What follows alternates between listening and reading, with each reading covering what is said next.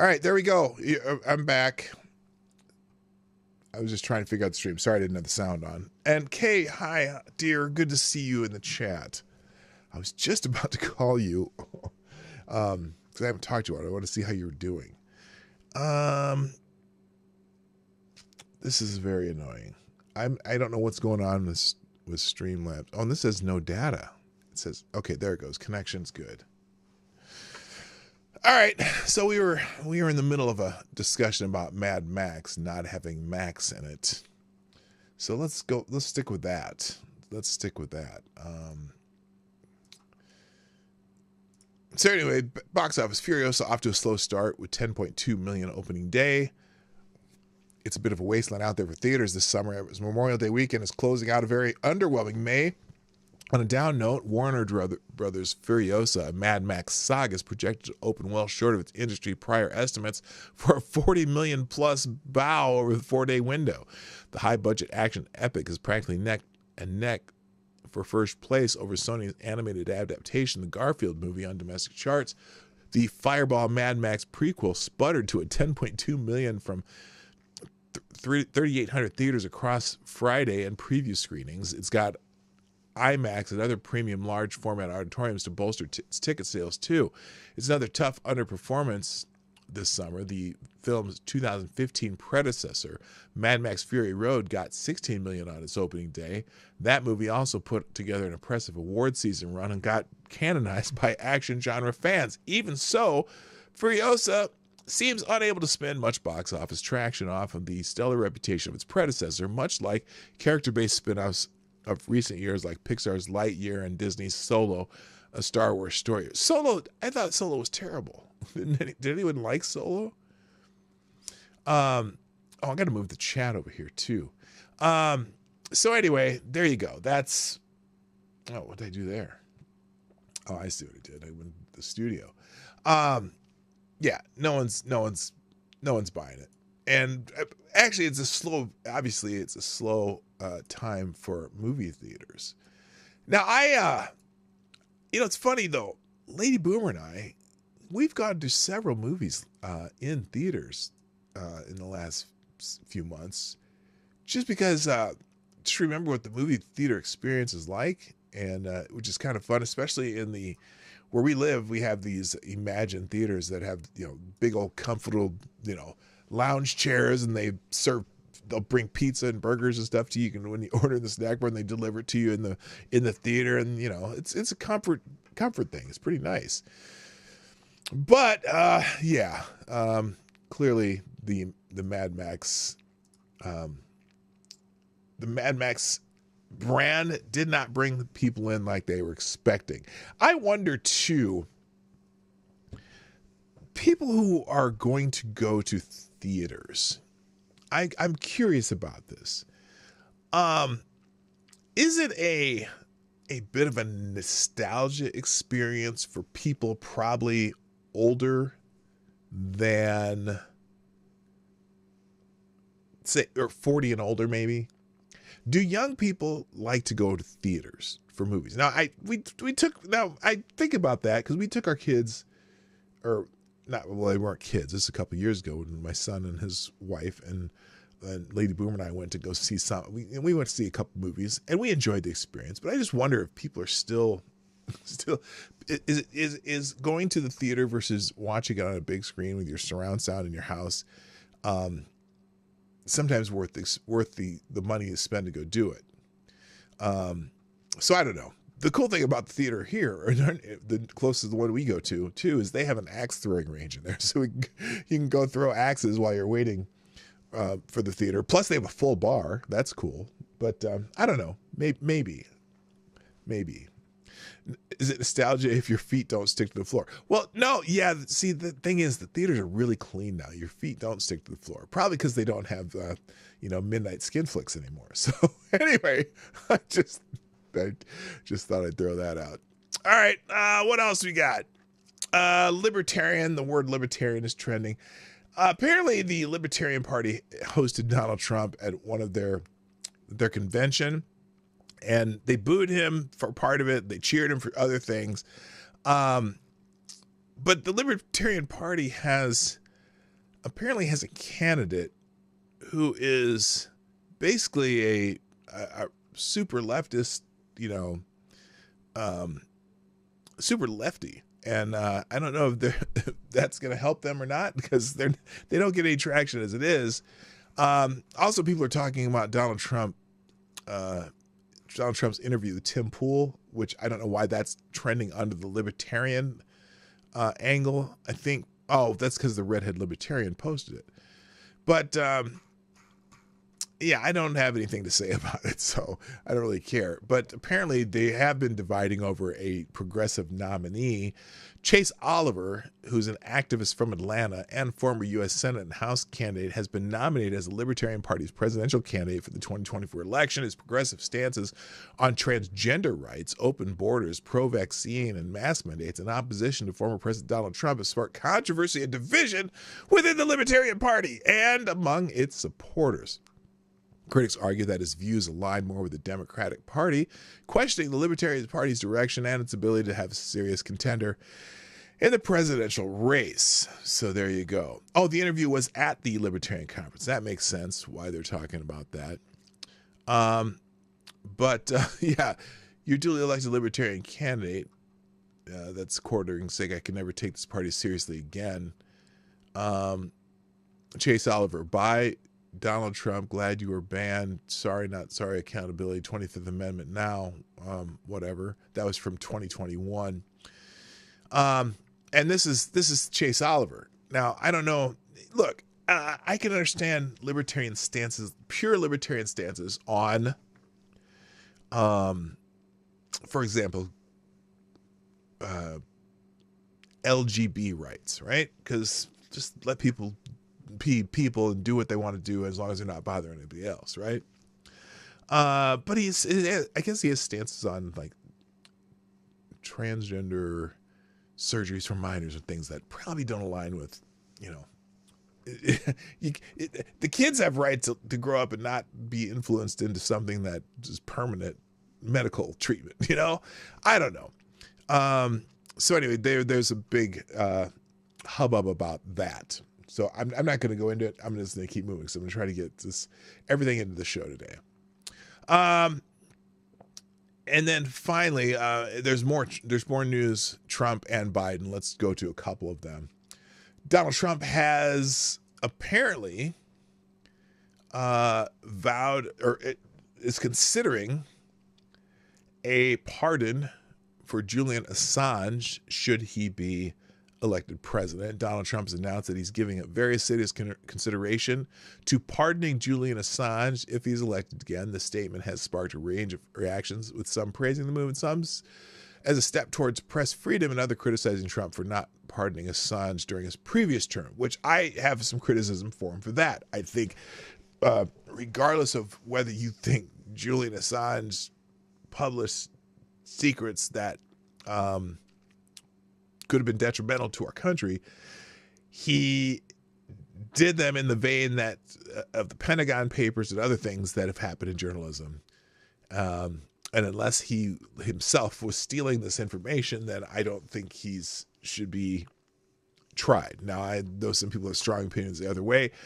I don't like everything Julian Assange does, but as far as him having press freedom in the United States of America, I think that's 100%. This persecution of him is wrong. So that's my opinion on that. By the way, hello to who wasn't here already? Oh, Mark Smart. Mark Smart's here. How you doing, Mark? And I said hi to Kay. Shrapnel's in the house. Cannibalistic Wizard. Oh, you get this is yours because you used to put the honks in all the time.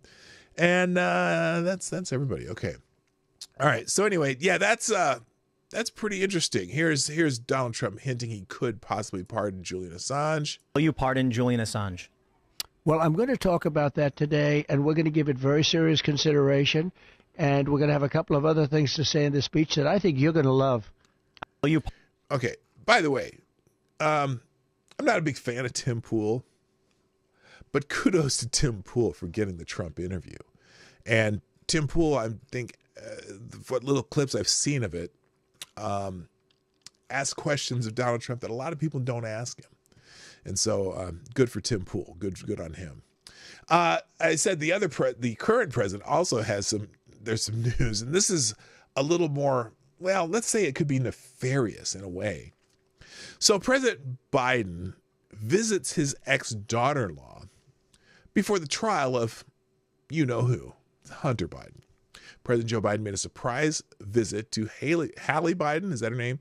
The former wife of his late son, Beau, and ex-girlfriend of Hunter. Now, that's because remember when Beau died, Hunter started dating Beau's widow.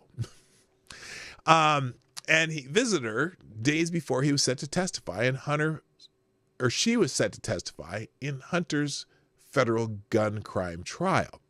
Now, the visit sparked some controversy and speculation. Well, let's just look at an article instead of reading the grok summary, because they always go, oh, he's got some criticism and some people cheering. Here's President Joe Biden made an unexpected stop at his daughter-in-law's house on Sunday evening ahead of her likely testimony at his son's gun trial. Hunter Biden's federal trial is set to begin June 3rd, with Hallie Biden, the widow of the president's late son, Beau Biden, expected to be among those called to testify, according to the New York Post. Following Beau's death in 2015, Hunter separated from his ex-wife, Kathleen, and later dated Hallie in 2017. White House spokesperson Andrew Bate told the New York Post that Biden did not discuss the upcoming trial during the visit. Quote, he visited her because of the approaching 9th anniversary of Beau's passing. Bate said in a comment, really? The 9th anniversary? Is that a significant anniversary? Maybe they did everything in threes. And so, including a threesome. No, and so the 9th anniversary, does he do this prior to every anniversary of his son Beau's passing? I don't know. Maybe he does. I'm not saying that he doesn't.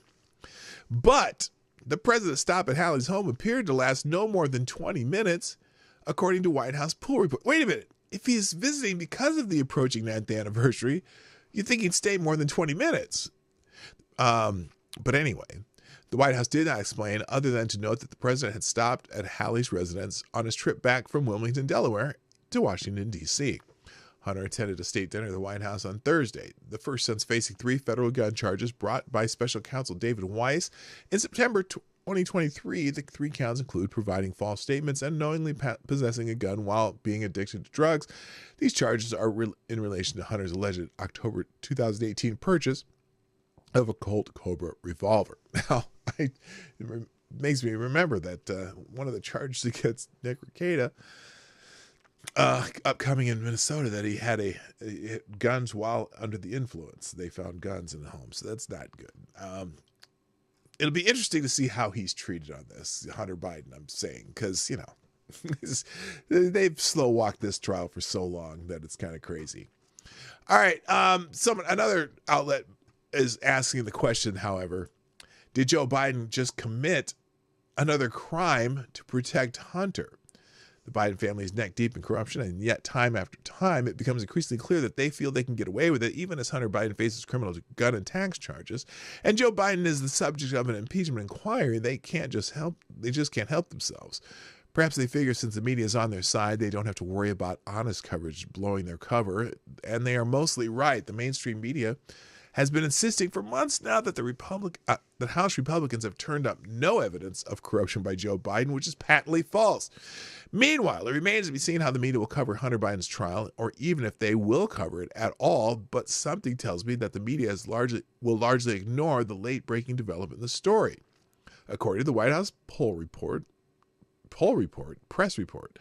Joe Biden made a rather curious visit to his son Beau Biden's widow, Hallie Biden, Sunday night. The president is at the home of Hallie Biden, the widow of his late son, Beau, per the White House press office. And the White House correspondent for HuffPost wrote in the report, press pool is holding in the press van. Now, why did he visit Hallie Biden? Does he usually make house calls to his late son's former wife? I suspect not. But why did this happen on a Sunday night of all nights? Could it be that a mere days earlier, it was reported that special counsel David Weiss is planning to call Hallie Biden as a witness in Hunter Biden's gun trial? No, that's just a coinky-dink. He just stopped by because the pending 9th anniversary of Bo's death. Because, like, again, they do everything in threes. So anyway, prosecutors in the gun case against Hunter Biden in Delaware intend to call his ex-wife, as well as the late Beau Biden's wife, to testify as witnesses. NBC News reported Thursday, just 3 days before Biden paid Hallie a visit. Well, again, it's a coinky-dink. That's all it is. He didn't even know that she lived there. He thought it was a random voter that he was visiting. Come on, man. So anyway, that's isn't that special. All right. Let's see what else we got. Oh, by the way, speaking of Biden and Memorial Day and speeches and all kinds of things, apparently he had a Jeb Bush moment at a speech at West Point commencement. Now, I'm going to give Biden credit here. Oh, Nomad's in the house. Stop. Hammer time. I'm going to give Biden credit. Biden was commencement speaker at West Point this year. And not only did he give a speech, but he stuck around for about 45 minutes and shook hands with all of the graduates at West Point, which is pretty good for Joe Biden lasting that long. He didn't fall asleep, didn't do anything super crazy. But apparently he did have a short, they call it a Jeb Bush moment. You know, when you can clap for something, Jeb Bush says, please clap. Well, I'm going to play the clip and then we're going to see what the article says. I'm going to play the clip first because I'm just curious if I can get this. There we go. Is the strongest when we lead not only by our example of our power, but by the power of our example. You can clap for that. Wait, what? What did he say? Probably because he didn't know what the hell he just said. Here we go. Never forget, America is the strongest when we lead not only by our example of our power, but by the power of our example. You can clap for that. Never forget, America is the strongest when we lead not only by our example of our power, but... Well, the reason they didn't clap, Joe, is you didn't quite read the teleprompter, right? So they really didn't know what the fuck you were saying. What did he say?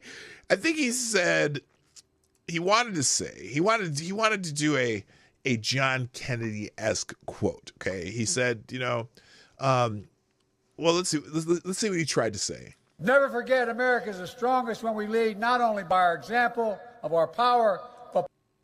Okay.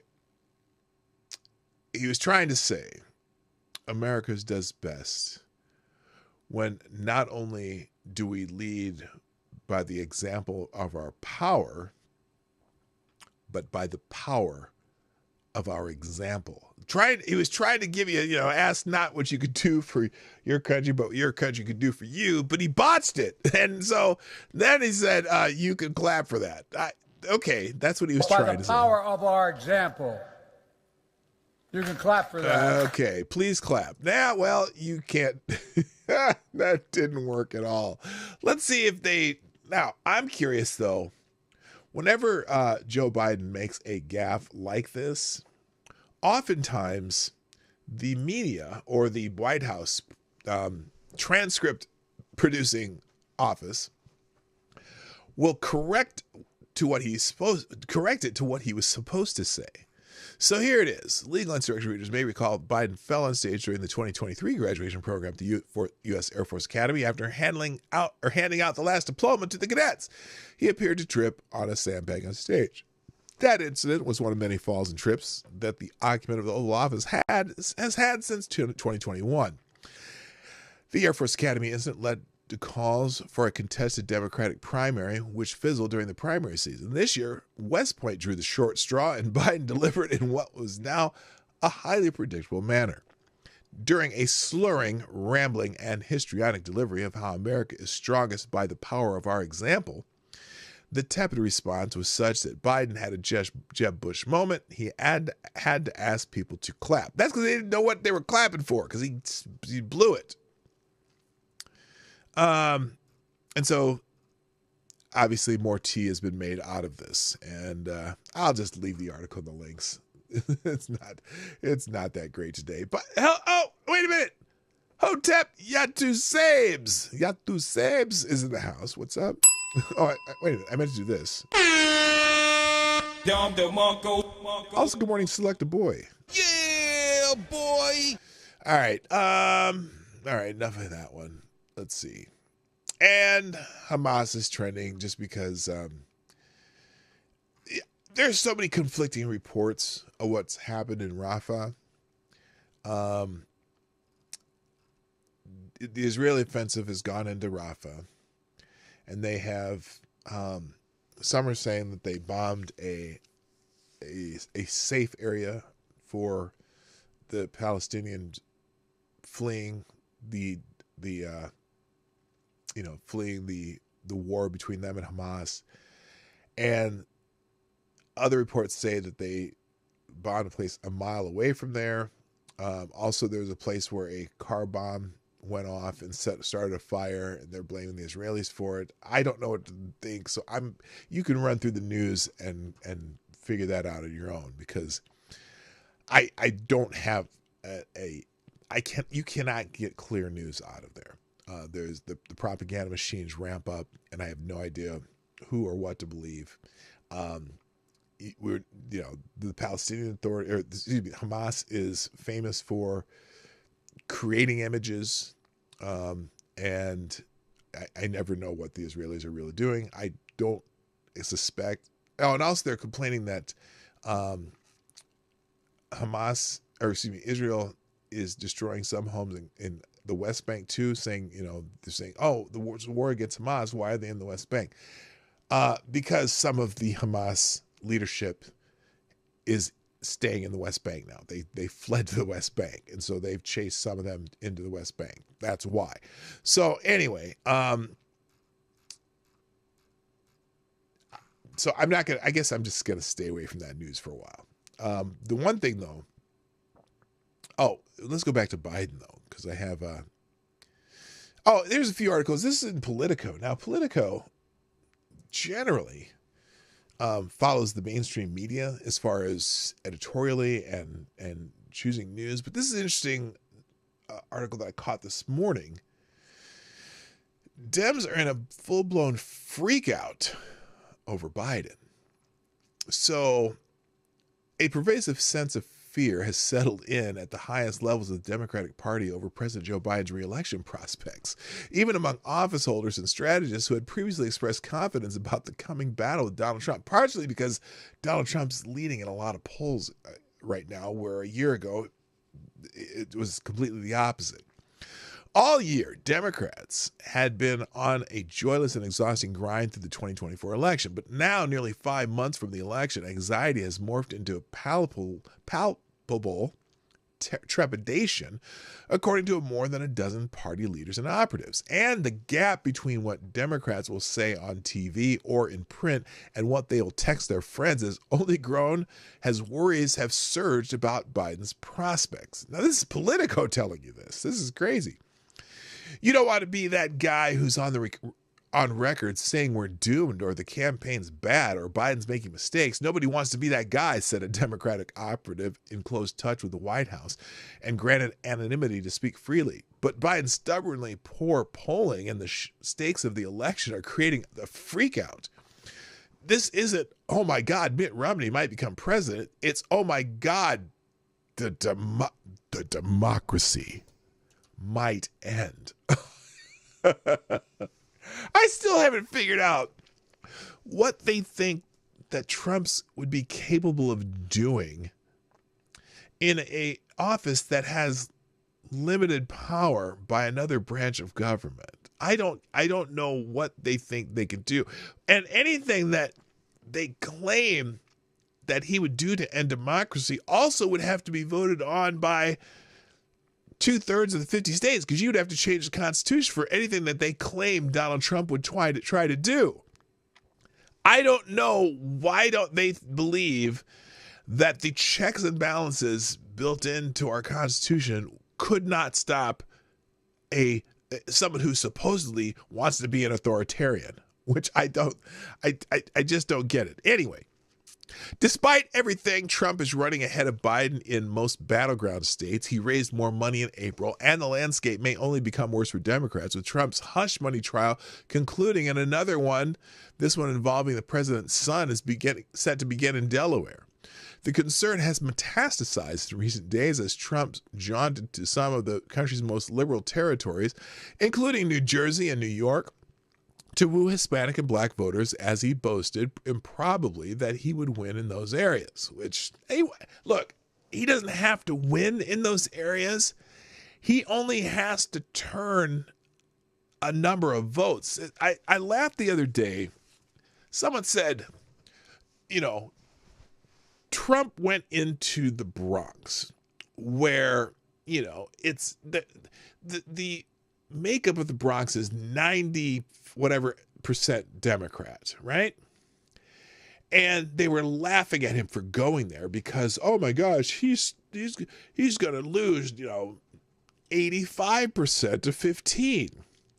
Well, you know what? If he can turn 5% of voters in those areas everywhere he goes, you do realize that there are a lot of those areas, and when you add them together, that could change the vote in an entire state. He doesn't need to win that little section of the Bronx. He only needs to take enough voters out of the Bronx, out of Bed-Stuy, out of Brooklyn, out of this other borough, out of the Buffalo, Buffalo, out of Syracuse. He only needs to take some votes.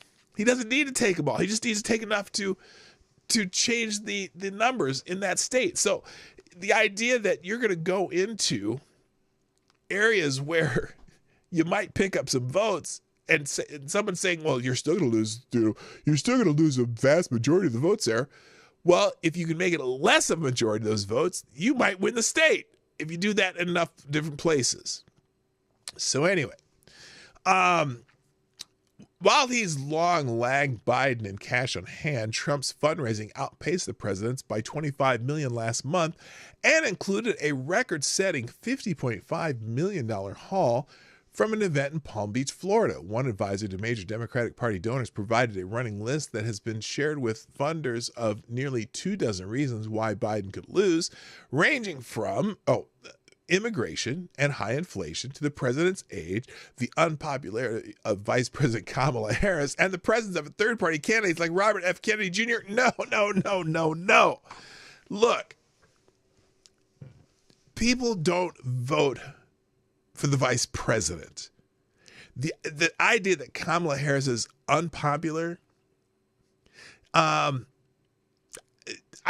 can't think of any vice president in my lifetime that was actually popular. Can anybody think of a vice president that was popular when they were vice president? Nobody cares about the vice president. Nobody votes for the vice president. That's just something that hangs on to the president. Certainly, Joe Biden, was he a popular vice president? Nah, he was seen as a bumbling oaf of a vice president, and somehow they made him president. Was Mike Pence a popular vice president? Was Al Gore a popular vice president? Was George Bush a popular vice president when he was vice president? No, nobody cares. They vote for the president. Dan Quayle, right. So anyway, and the idea that I think third-party candidate Robert F. Kennedy could take as many votes from Trump as he could from Biden.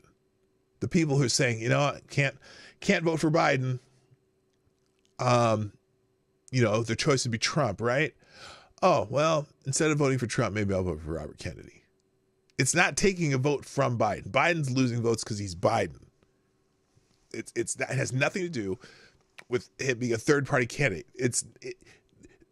Either they're going to vote for somebody other than Biden, or they're not going to show up because they can't vote for this old fool. Anyway, someone here says, donors ask me on an hourly basis about what I think the advisor said, calling it so much easier to show them while they read it, I can pour a drink. That's a funny line. The advisor added, the list of why we could win is so small, I don't even need to keep the list on my phone. Oh, good God. On the day after the news broke that Biden had trailed Trump in fundraising last month, Massachusetts Governor Maura Healey raised the pressure on donors as she introduced the president to a crowd of 300. A crowd of 300? Ooh, whole 300. I suppose in Maine, 300's a lot. The cluster of fundraising events Biden attended in Boston that day were expected to bring in more than $6 million for his political operation, but Healey said it wasn't good enough. To those of you who opened up your wallets, thank you, said Healey, a Democrat in her first term. We'd like you to open them up a little more and find more patriots, more patriots who believe in this country, who recognize and understand the challenge and presented at this time. Biden doesn't believe in this country. He's an angry old man. And the idea that President Trump doesn't believe in this country is ridiculous. Never mind. Laughter rippled through the room. Oh, here we go. They laughed at that. To those of you who opened your wallets, thank you. We'd like you to open them a little more and find more patriots who believe in this country, who recognize and understand the challenge presented at this time. Laughter rippled through the room, but Healey's voice turned serious. With unusual urgency for Healey, the governor employed a room of high-dollar donors and local Democratic leaders to think long and hard about the stakes of the election.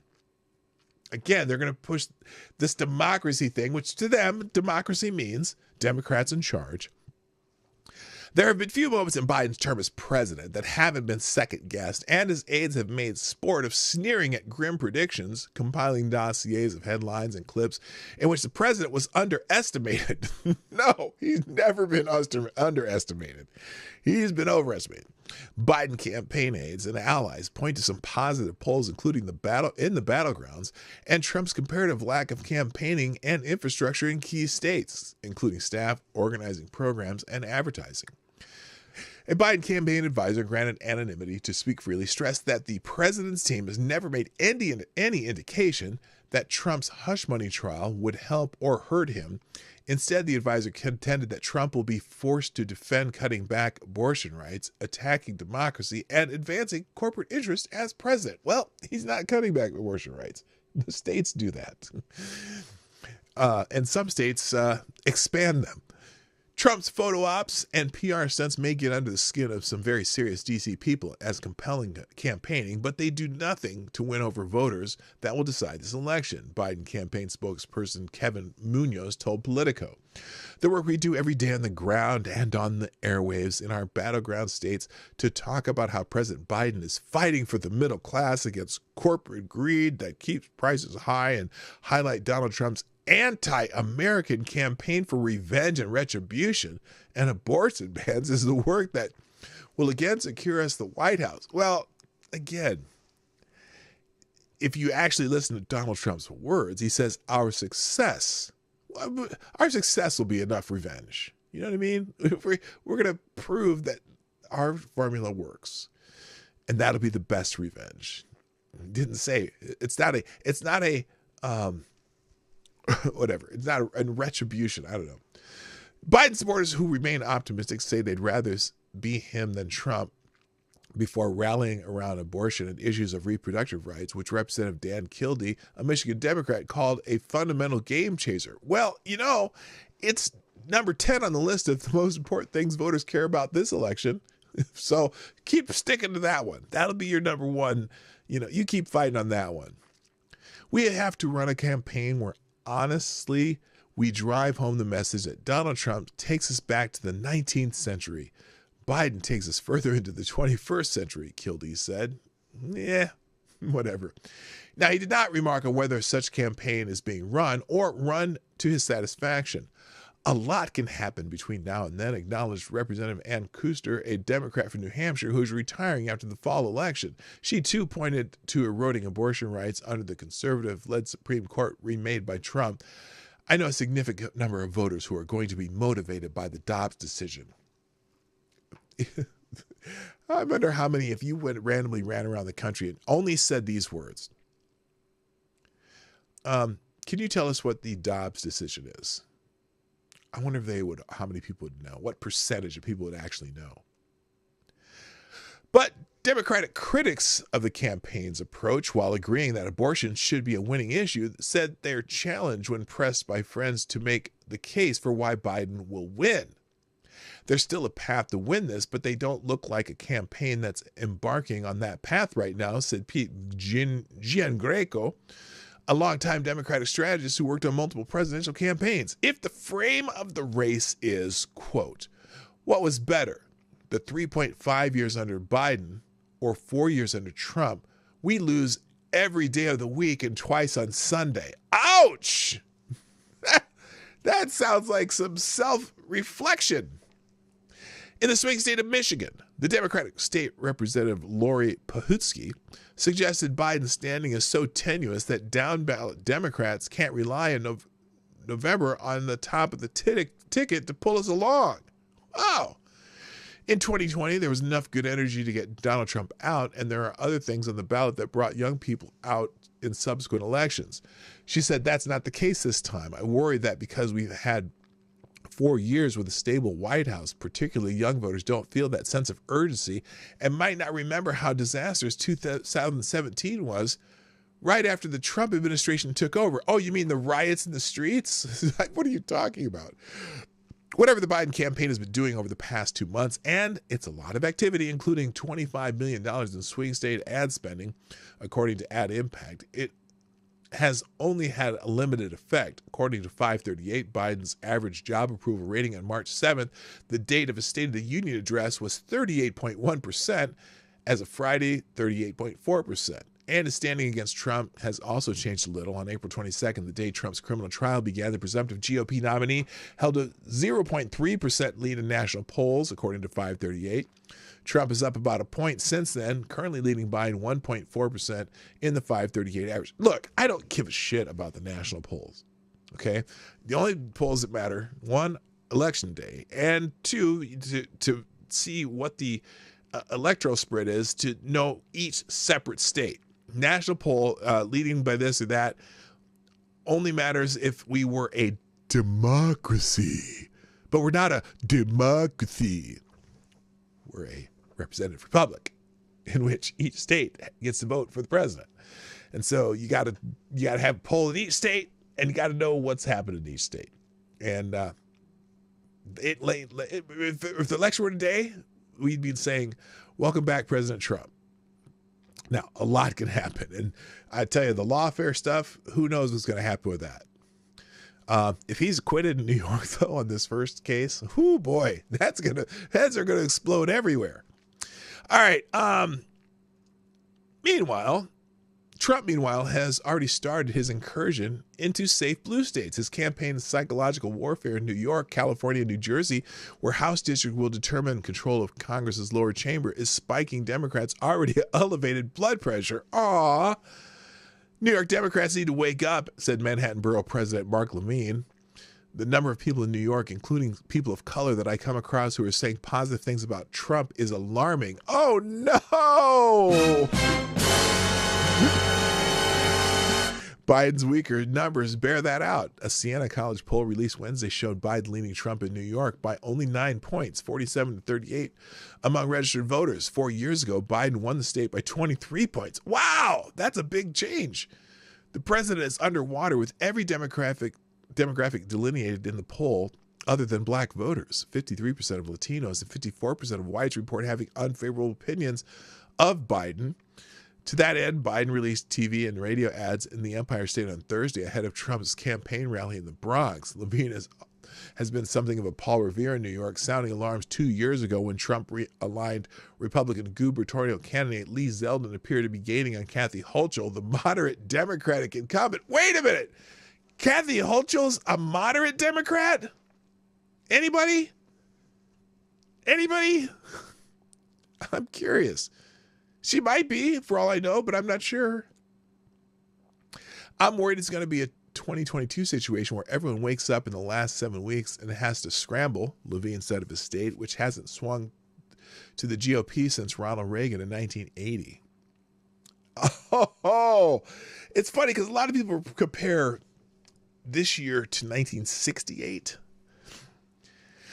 but I don't think enough people compare it to 2000. Or excuse me, I'm sorry, 1980.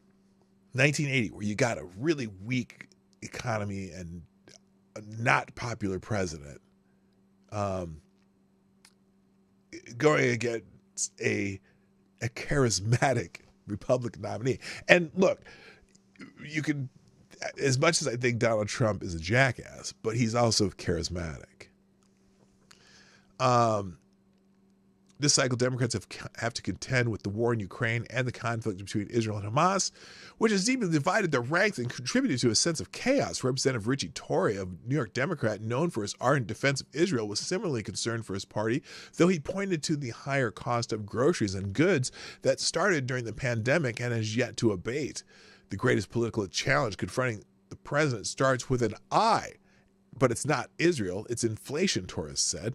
The cost of living is a challenge that we have to figure out how to manage. He said Biden should focus on issues around affordability and continue to tout his success at capping insulin costs in areas with high rates of diabetes. Wait, like his Bronx district? Is that going to win you the election because you capped the cost of insulin? Are 49% of Americans on insulin? I don't know. This is kind of wild. So anyway, you get the point. There's a lot more in this article, but Democrats are panicking because Joe Biden's not delivering. And in fact, we look at Memorial Day polls. Breitbart has this. Memorial Day polling, Trump eviscerates Biden lead in national surveys. Again, I'm not big on the national survey. I'm more interested in each state survey so you get an idea of where the electoral college goes. Now, if Biden or if Trump is leading nationally, that does mean something, I guess, compared, because, it's usually the Democrats generally always have a lead nationally, right? As far as the national vote. So 3 polls in May 2023 found Biden held a lead over Trump, a contrast to Trump's dominant nationwide lead 1 year later. So Biden was +2 in Morning Consult, +2 in Quinnipiac, and +1 in RMG Research. Now in 2024, Trump is +8 in Harris, +5 in Echelon, +1 in YouGov. Now they're different polling companies, so you got to consider the different methodologies they use, but it seems to be a fairly consistent trend. All right, let's finish off.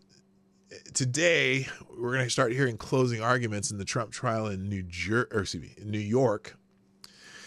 Stage set for closing arguments and deliberations in Trump trial. Former President Donald Trump's business records trial is in its final stages as closing arguments will commence Tuesday. They probably have already started.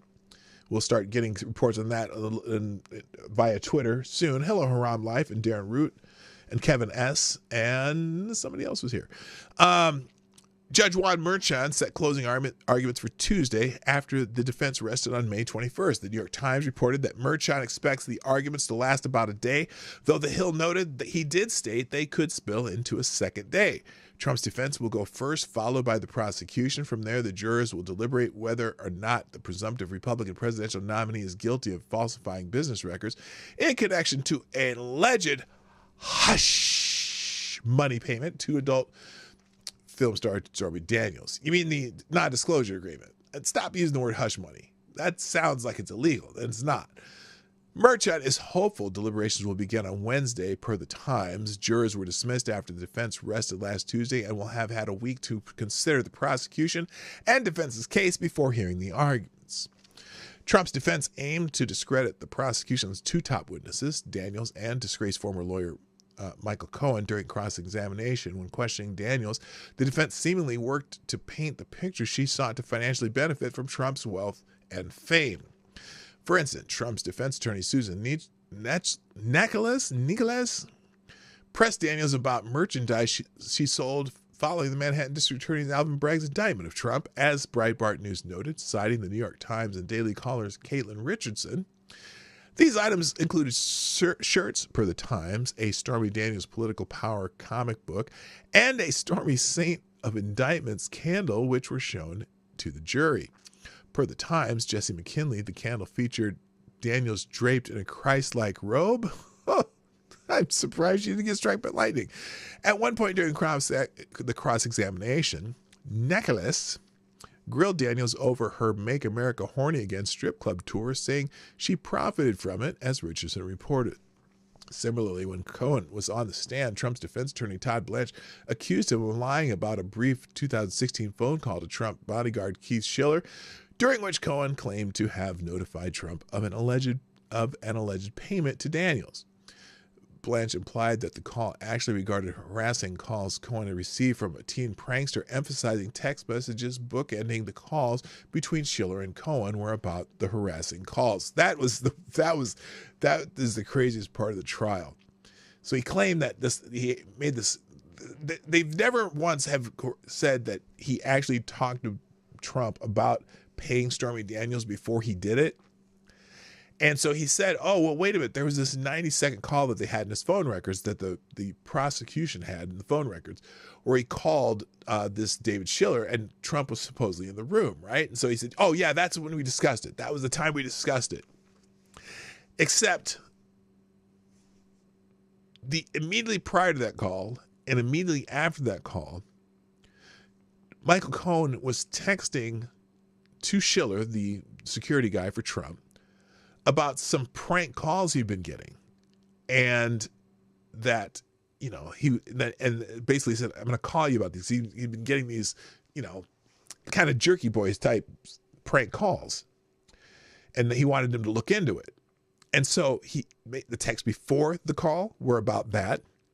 Then there was a 90-second call where he talked about it. And supposedly at that same time, in the 90 seconds, that he also told Trump exactly about the Stormy Daniels payments. They set up the scheme in 90 seconds. And then the text immediately after the call were about the harassing phone calls. Nothing about Donald Trump and paying Stormy Daniels. So if any jury in this case, the prosecution has not proved a case. The prosecution hasn't even determined what the crime is that supposedly Trump was supposed to be covering up by falsifying the business records, which would make this a felony. They haven't even talked about that in the entire trial, and now they're going to close by saying, well, you can decide which crime he was trying to cover up. We came here with a specific crime he was supposedly trying to cover up, but we're not going to tell you what that is.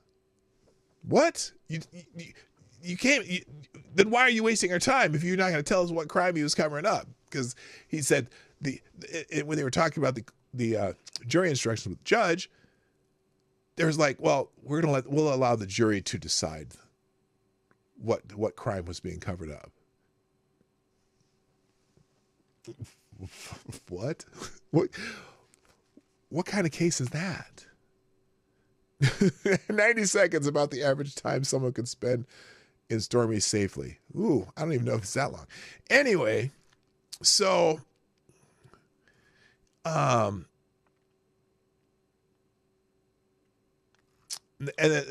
anyway, so you're going to get deliberations on that trial today.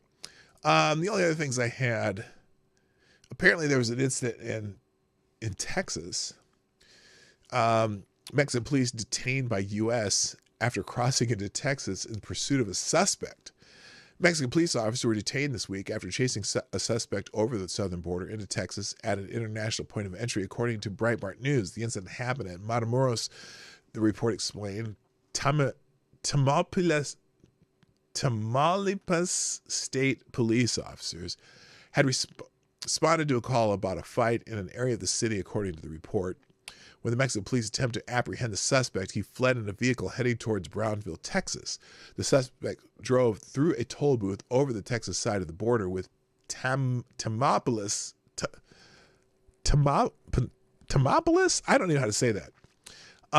officers in pursuit. The chase inadvertently led to a confrontation with U.S. Customs and Border Patrol officials who detained both the suspect and the officers, according to Breitbart News. After a brief interview, U.S. authorities released the Mexican officers who walked back to their country through a different port of entry. Homeland Security investigations told Breitbart News that it is unaware of the current situation and is closely monitoring. Well, how long? If they only detained them for a short period of time, is this a big deal? The area around Tamaulipas, the bus has experienced heavy levels of violence, particularly against police officers, according to another Breitbart News report. Members of the cartel have clashed with the authorities and killed 2 officers last week. The report noted the attacks were reportedly a response to a series of state law enforcement operations in the area to apprehend a cartel lieutenant named Armando Alparito Lopez Garces. So anyway. And finally, apparently Denver... the city of Denver has been offering a how-to guide on turning cities into taxpayer-funded immigrant sanctuaries. And now it's probably biting them in the ass. The Democratic city of Denver, Colorado, is offering a how-to guide to help other cities turn into immigrant sanctuaries at the expense of taxpayers.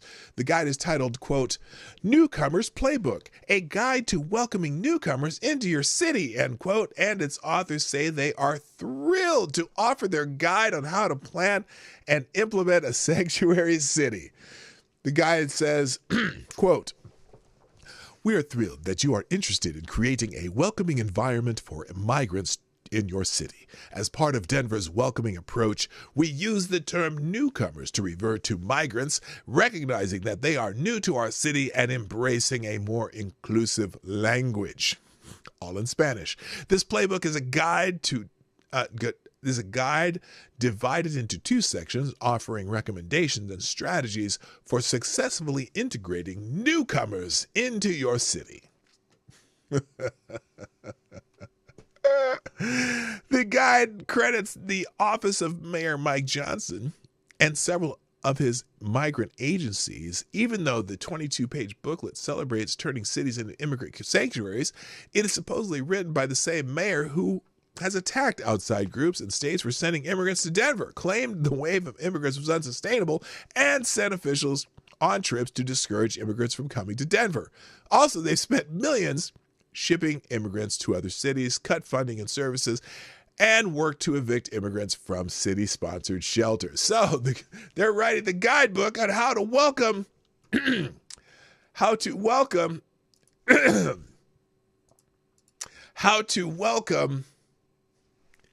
newcomers to the city.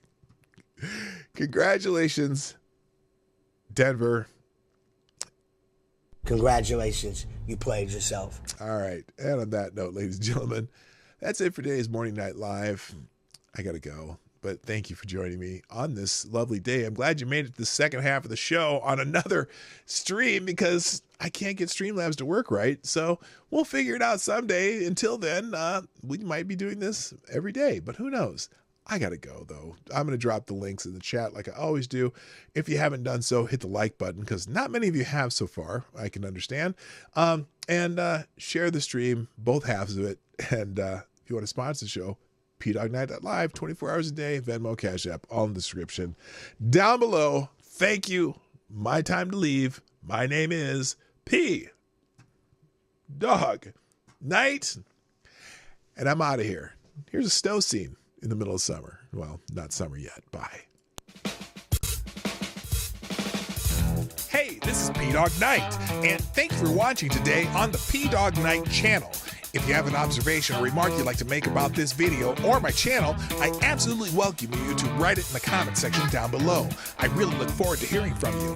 And before you go, if you like what you saw but you're not already subscribed, please make sure you hit the subscribe button and definitely click that bell that pops up afterwards so you'll be notified when I post new videos or when we go live. I broadcast my live show, The Morning Night Live, Monday through Friday at 10 o'clock Eastern, 9 o'clock Central.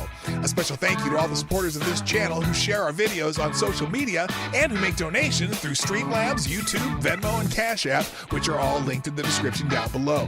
Thanks again, and until next time, I'm P-Dawg Knight, and I'm out of here.